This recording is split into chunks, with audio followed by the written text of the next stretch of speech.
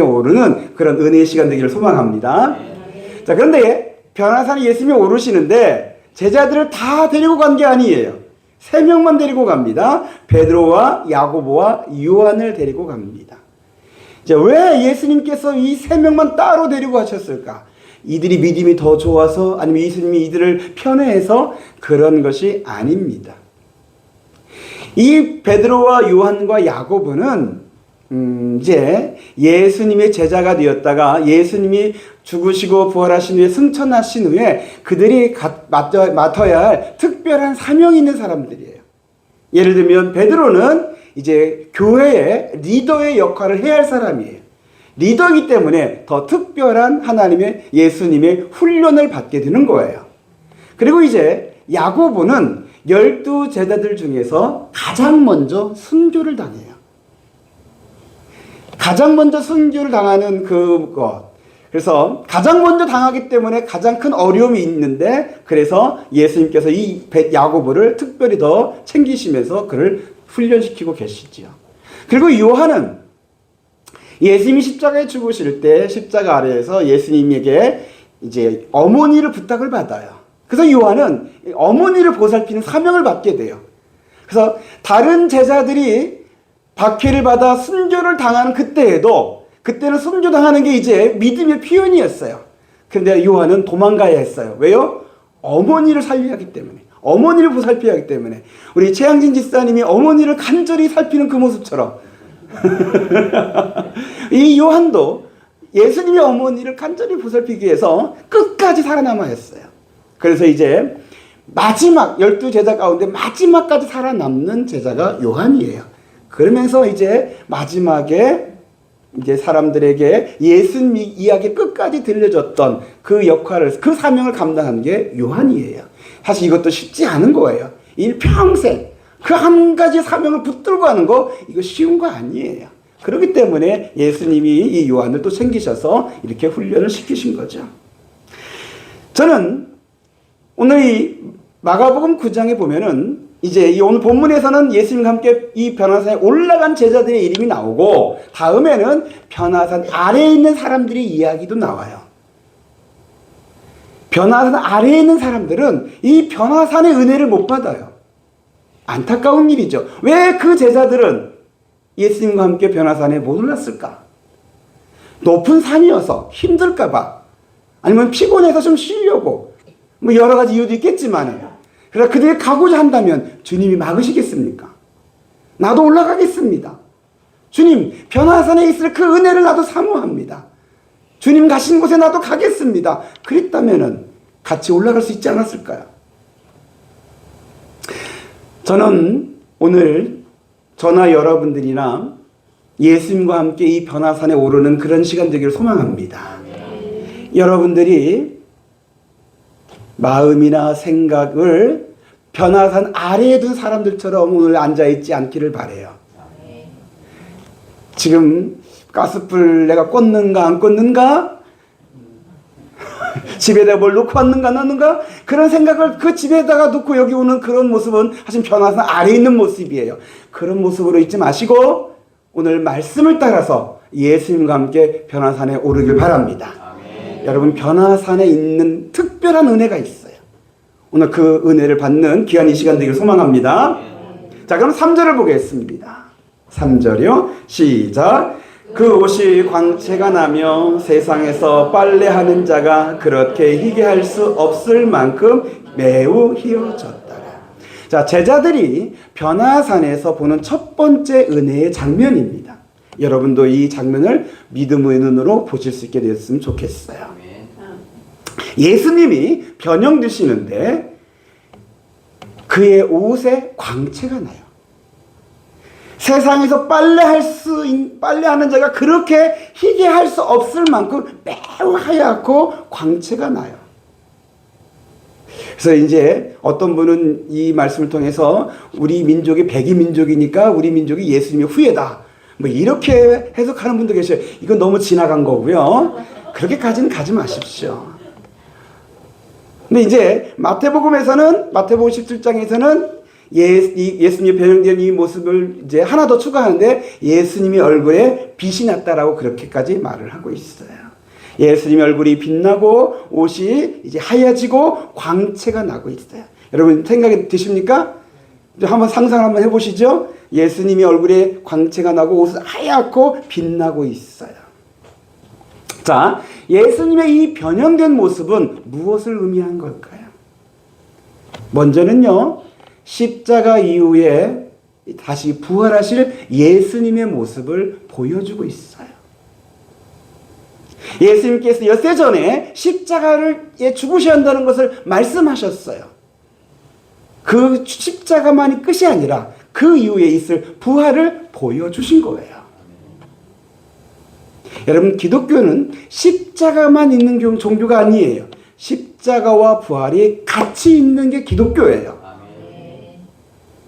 그래서 지금 엿새 전에는 십자가를 가르쳐 주셨고, 그리고 엿새 후에 이 변화사에 올라서 직접 부활을 예수님 어떤 모습으로 부활할지를 보여주신 거예요. 그리고 또 하나는 고린도서 15장에 보면은 예수 그리스도 안에 있는 성도들이 마지막 날에 천사가 나팔 불 때 영광스러운 모습으로 변화하여 부활할 것을 말씀하고 계셔요. 우리 성도들의 부활도 이와 같이 빛난 영광의 모습으로 부활할 것을 예수님의 이 부활을 통해서 우리에게 보여주고 계신 거예요. 그래서 예수님의 부활을 첫 열매라 그래요. 예수님이 부활하신 것처럼 저와 여러분도 예수 안에 있는 자도 이 영광스러운 모습으로 부활한다는 것을 말해주고 있는 거예요. 저와 여러분들이 이 부활을 보실 수 있게 되고 믿게 되기를 원합니다. 이게 변화사에서 주시는 첫 번째 은혜예요. 여러분, 기독교는 십자가와 부활이 한 세트예요.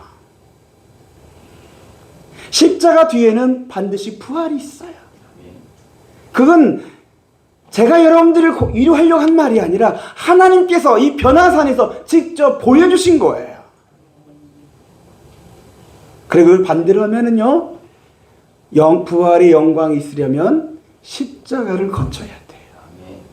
나의 십자가를 감당해야 돼요.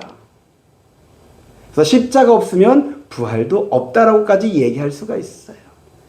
여러분, 부활은 뭡니까? 죽은 자가 다시 살아나는 것이 부활이지만 또 다른 의미로 영역을 더 확대하면은 하나님의 승리가 부활이에요. 십자가를 감당한 성도를 하나님께서 칭찬하고 상급을 주고 면류관을 주는 것이 부활이에요.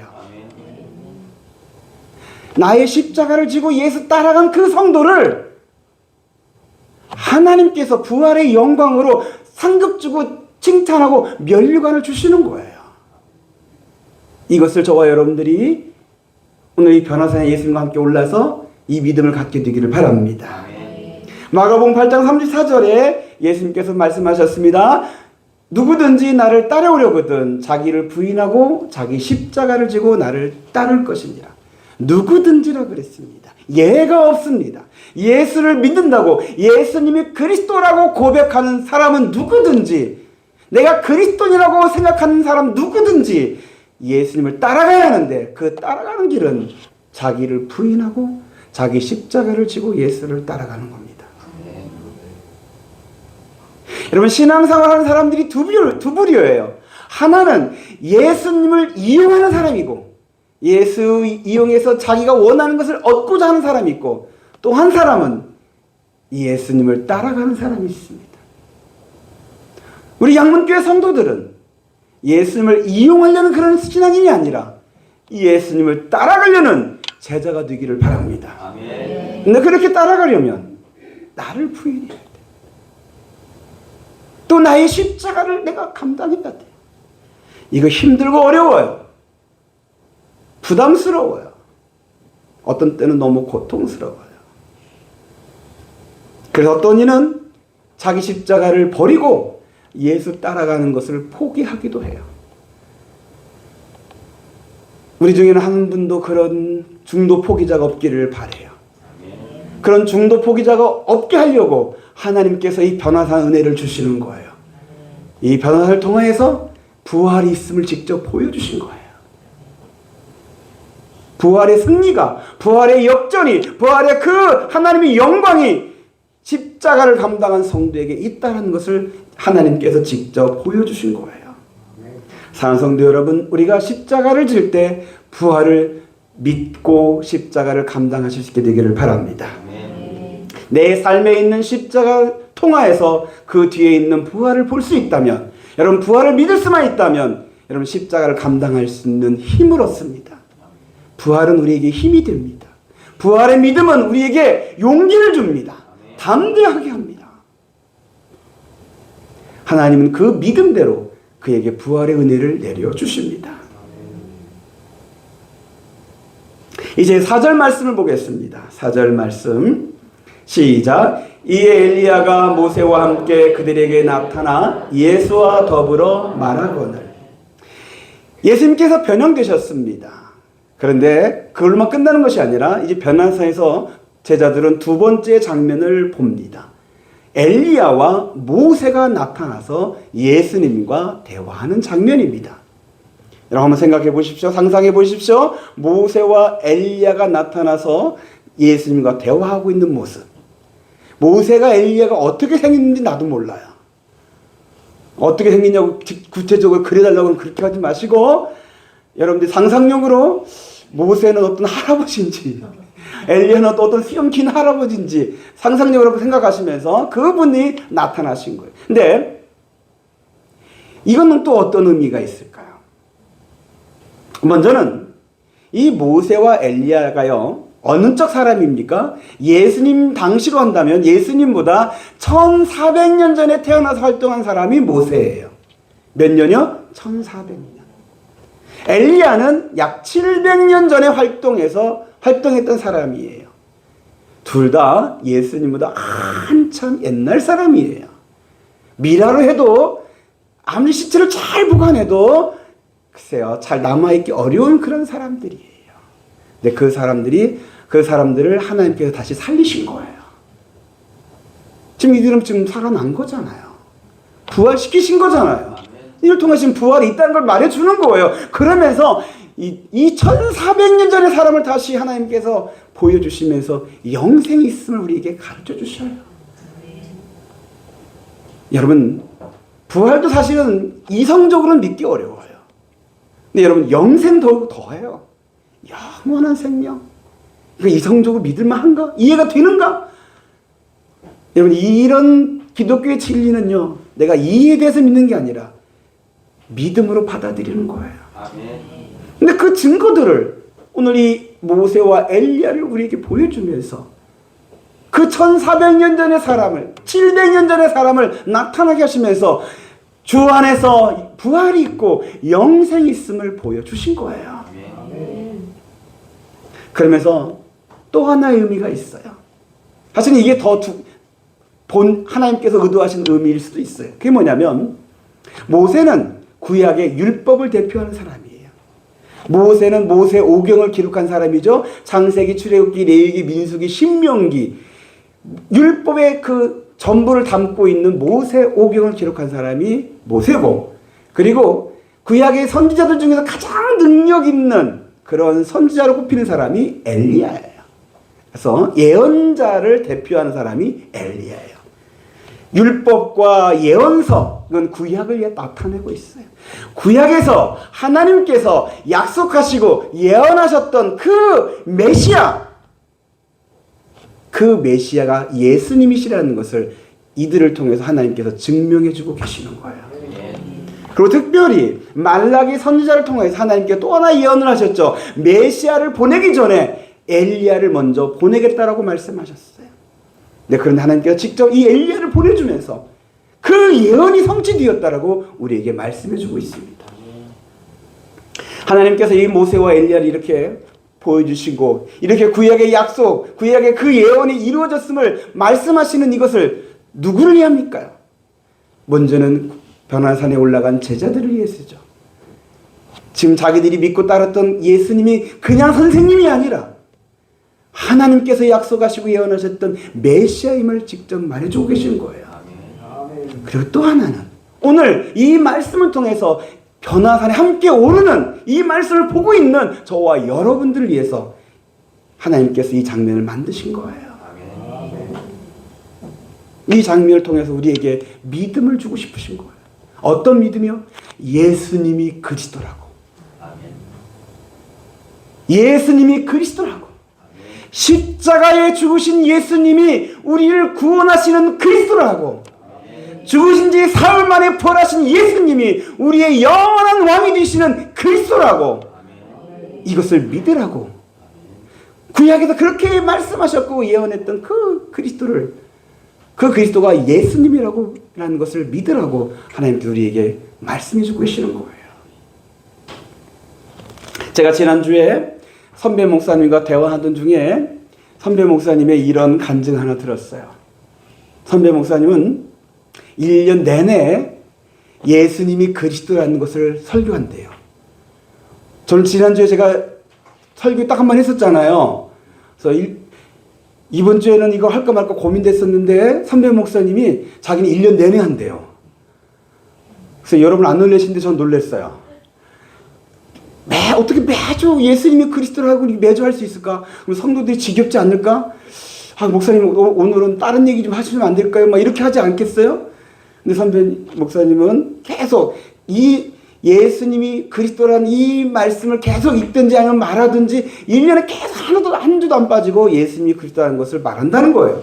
어떻게 그렇게 하냐고 제가 물었어요. 하고 싶기도 하고. 그랬더니 선배 목사님이 말씀하기를 이게 복음의 핵심이고 복음의 전부이기 때문에 이걸 놓칠 수가 없다고.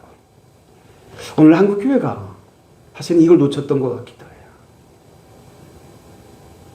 교회 다니는데, 오래 다니는데, 직분이 있는데 예수님이 그리스도라는 이 진리를, 이 복음을 놓치고 껍데기 신앙을 갖고서 교회 생활, 신앙생활을 했던 것이 우리들의 문제이지 않았을까라는 것을 뒤늦게 깨달아요. 여러분들이 성경의 다른 것을 다 믿어도 예수님이 나를 구원하는, 나의 죄를 사하고 나를 하나님의 자녀 되게 하고 나에게 영생을 주는 하나님의 아들 그리스도라고 이 진리를, 이 복음을 믿지 못한다면 여러분들은 구원받은 그리스도인이 아닙니다. 여러분에게는 구원받을 만한 믿음이 있는 게 아닙니다. 그러나 반대로 예수님이 나의 그리스도인이다라는 이 믿음만 갖고 있고 나는 성경 다른 것은 잘 몰라요. 저는 가끔씩 여러분들이 구약 성경을 어딘지 잘 못 찾고 신약 성경 어딘지 잘 못 찾고 있는 거 아무런 상관이 없다고 생각을 해요. 왜냐하면 예수님이 나의 그리스도라는 이 믿음만 갖고 있다면 성경 전체를 믿는 거예요. 왜냐고요? 창세기서부터 요한계시록까지 이 1600년 동안 길게 쓰여졌던 이 성경 전체가 하나의 메시지를 담고 있는데 그것은 뭐냐면 예수님이 그리스도라는 것을 전해주는 메시지예요. 그 핵심을 내가 믿었기 때문에 다른 세부적인 자세한 건 몰라도 여러분들은 성경을 아는 거고 성경을 믿는 거예요. 성경을 잘 못 찾아도 괜찮아요. 부끄러워하지 마십시오. 그렇다고 그냥 계속 못 찾는 척 하지 마시고 성경을 잘 찾아야 믿음 좋은 게 아니라 예수님이 나의 그리스도라는 것을, 이것을 굳게 믿는 게 믿음의 사람들입니다. 하나님께서 이 모세와 엘리야를 보여주면서 예수님이 하나님이 약속하시고 하나님이 보내주신 그 메시아 그리스도라는 것을 우리에게 보여주셨어요. 이 변화의 산에 오르셔서 예수님이 나의 그리스도라는 굳게 믿는 은혜를 받게 되기를 축복합니다. 그 7절 말씀 보겠습니다. 7절 말씀이요. 시작.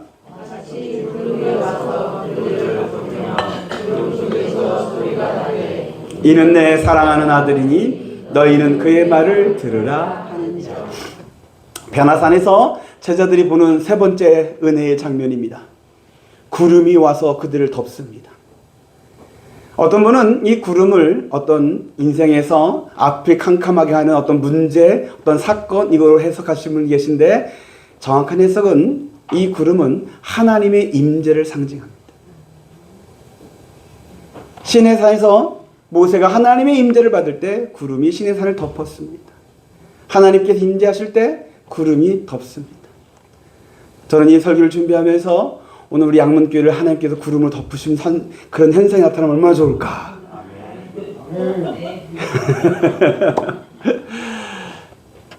여러분 한번 생각해 보십시오. 지금 변화산 그 높은 산에 구름이 지금 거기를 딱 덮었어요. 그리고서는 하나님의 음성이 들려오는 거예요. 이는 내 사랑하는 아들이니 너희는 그의 말을 들으라. 여러분 이것이 얼마나 귀한 은혜인지요. 성경 전체를 여러분 성경은 하나님의 말씀이라고 하는데 그 성경에는 수많은 믿음의 사람들이 있고 믿음의 사건들이 등장하는데 이렇게 하나님이 직접 임재하셔서 하나님의 음성이 선포되어지는 사건 많지 않아요. 모세도 하나님 직접 보고 싶다고 간절히 기도해서 하나님께 너 직접 보면 너 죽을 수 있어 하면서 하나님의 뒷모습만 겨우 간신히 볼 정도였어요. 근데 지금 이 변화산에서 하나님이 임재하시면서 하나님의 음성이 들려와요. 이건 큰 은혜고 하나님께서 그만큼 이 변화산을 굉장히 좀 중요하게 다루시는 거예요. 그래서 이 변화산을 오르지 못한 게 너무 안타까운 거죠. 여러분 변화산에 오르셔서 하나님의 임재를 경험하시게 되기를 축복합니다. 여러분 여호와 하나님은 살아계십니다. 하나님은 이제 하나님께서 역사하실 때 직접 임재하셔서 강하게 임재하셔서 말씀하시기도 하십니다. 그 하나님의 임재를 경험한 사람이 자기 인생이 바뀝니다. 하나님의 임재를 경험하면 그 성스러움이 느껴져서 그 성스러움으로 인하여서 전율을 느끼고 그러면서 생각이 바뀌고 가치관이 바뀌고 인생이 바뀝니다. 저는 여러분들이 변화산 아래에서 계속 살면서 이것이 신앙생활의 전부라고 생각하면서 아무런 변화 없이 사는 그런 그리스도인이 아니라 변화산 위에서 하나님의 임재를 경험하면서 여러분들의 생각과 가치관과 보는 눈이 달라지는 변화의 은혜를 받게 되기를 축복합니다. 저는 제 인생과 관련해서 3번의 하나님의 임재를 경험했습니다. 첫 번째는요, 제가 태어날 때입니다. 이때는 제가 본 게 아니고 저희 아버지가 태몽으로 보셨어요. 제가 태어날 때 하나님께서 아버지 꿈에 나타나시더니 아이를 하나 딱 주시면서 이는 너의 효자다라고 주셨대요. 제가 그런 사람이에요. 그리고 두 번째는 저희 어머니가 제가 초등학교 6학년 때 동네 해역에 한 6시간 동안 끌려다니면서 맞은 적이 있어요. 그래서 너무 맞아갖고 집에 와서 쓰러져 자고 있는데 어머니 너무 화가 나고 분해서 뭐 어쩔 줄 모르고 있을 때 그때 하나님께서 제가 누워있는 그 방에 나타나시더니 저를 가리키면서 얘는 내가 지켜주겠다라고 말씀해 주시면서 어머니가 마음에 안심을 하게 되었대요. 사실은 저희 형이 일찍 죽었잖아요. 그래서 저도 사실은 불안으로 어머니 키우셨는데 그 하나님의 음성 듣고 하나님께 저를 맡기는 그 평안을 갖게 되었어요. 그리고 세 번째는 제가 고등학교 3학년 때 공부하던 중에 하나님께서 환상 중에 나타나셨어요. 어떻게 아버지가 꿈에서 본 환상, 어머니가 본 환상, 제가 본 환상이 하나님이냐고 확신할 수 있냐면 그 모습이 같아요. 흰 옷 입으시고 수염이 기르시고 지팡이 들고 계시고 아버지가 말했던 모습과 제가 봤던 게 같더라고요. 네, 고등학교 3학년 때 하나님이 제가 공부하다가 잠깐 졸았는지 환상 가운데 저한테 나타나시더니 한 말씀 하셨어요. 내 아버지 말에 순종해라. 근데 그건 너무 저한테는 충격이었어요. 그때 저희 아버지가 저한테 내가 너를 하나님께 드렸으니 너는 신학교 가서 목회자가 되라 그랬거든요. 근데 저는 그걸 거절했었어요.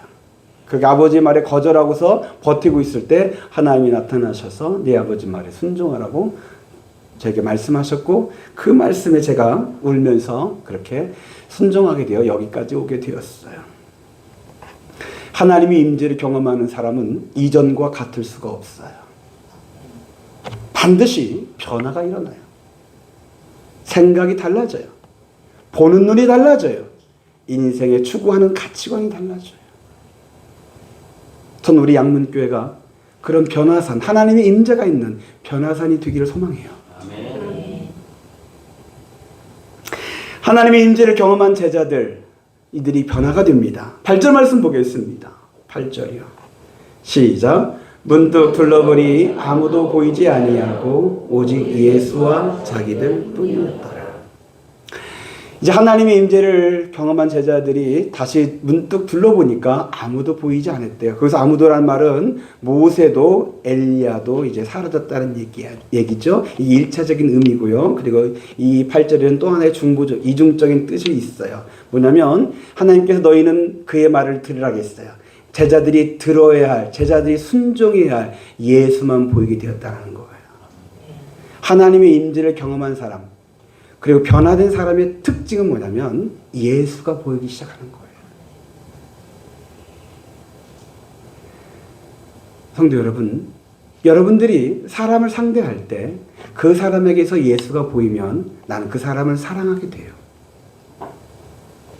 여러분들이 어떤 사건을 경험했어요. 근데 그 사건 가운데서 역사하시는 예수님이 보이게 되면은 그 사건 속에 담겨있는 하나님의 뜻을 깨닫게 돼요. 그리고 그것이 십자가라면 그 십자가와 부활을 믿게 돼요. 만약에 여러분 인생에서 예수님이 여러분 인생에 지금 여러분 걸어오는 그 여정을 예수님과 함께하고 있다는 것을 믿게 된다면, 보게 된다면 여러분의 인생에 담겨있는 하나님의 뜻, 하나님의 사명을 깨닫게 돼요. 그리고 또 반대로 여러분에게서 예수가 보여지게 되면 여러분 세상 한가운데서 예수 그리스도의 복음의 증인이 돼요. 이게 변화산에서 변화된 사람의 모습이에요. 저는 우리 양문교회가 이 변화산 되길 바라고요. 여러분들이 예수님과 함께 이 변화산에 오르게 되기를 바라요. 우리 양문교회는 예수님이 올랐던 그 높은 산처럼 높은 곳은 아니에요. 낮은 언덕이에요. 그럼에도 불구하고 우리 양문교회는 예수 그리스도의 십자가와 부활하신 예수님이 보일 거예요. 그 예수님을 여러분들이 믿으시고 나의 그리스도라고 믿으시고 하나님 우리 가운데 계심을 여러분들이 믿음으로 받으시면서 하나님의 말씀 들으려고 하십시오. 기도하는 중에, 찬송하는 중에, 설교하는 중에 여러분에게 하나님의 임재와 하나님의 말씀이 들려지기를 축복합니다. 그래서 이 8절의 마지막 모습처럼 저와 여러분들의 눈에 예수를 보는 눈이 열리게 되기를 축복합니다. 이 귀한 변화산 은혜가 여러분 모두에게 다 이루어지기를 우리 주 예수 그리스도의 이름으로 축복합니다.